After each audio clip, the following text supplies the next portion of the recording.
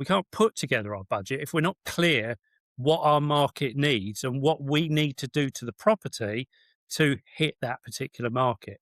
So where do we get accurate prices from? The first thing is actually clear knowledge as to what we actually need to deliver.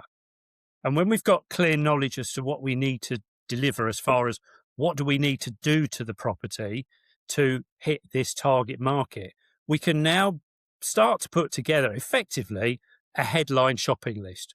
I need a new kitchen. I need a new bathroom. I'm going to rewire it. I'm going to put a new central heating system in. It needs a coat of paint and the carpets and whatever else. And we've now got some headline items. Now, actually getting prices for those headline items isn't that difficult. The very first place, I've been telling people this for absolutely years, and you'll be delighted by this. And the first place I tell them to go to is YPN magazine, because there are case studies in there with indicative prices in.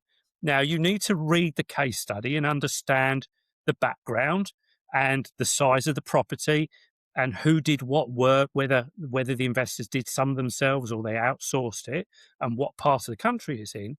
But there's enough case studies out there that you should be able to get some good indication as to what the cost of the work might be.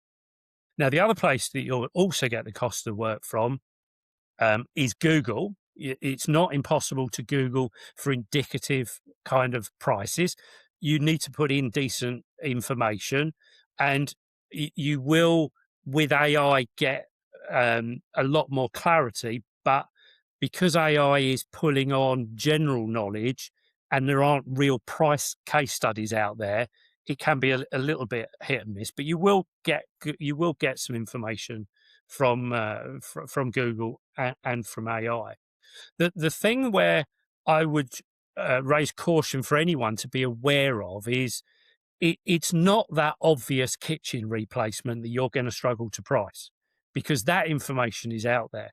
What you've really got to have a look for when you go viewing the property are the things that are not blatantly obvious. And that is the fact that, did you notice the floor was a bit springy in the living room bay window, where perhaps there's some decayed timber?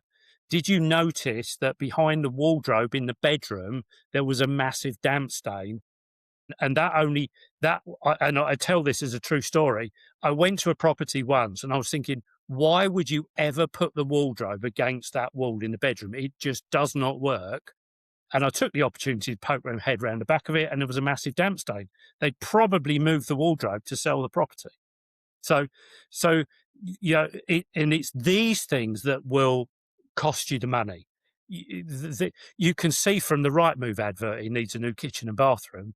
It's the hidden things that you don't notice. The people that say, oh, that big old kitchen, the big living room, dining room, I'm going to put a wall back in the middle of it because we want to make a small sitting room. Well, that's great, but did you notice there's a radiator in the way at the moment now? And did you notice that all the light switching now goes through the old doorway, and where the door to the back room is, they've put a boiler in the way. So it's not the building of the wall that's the cost to worry about.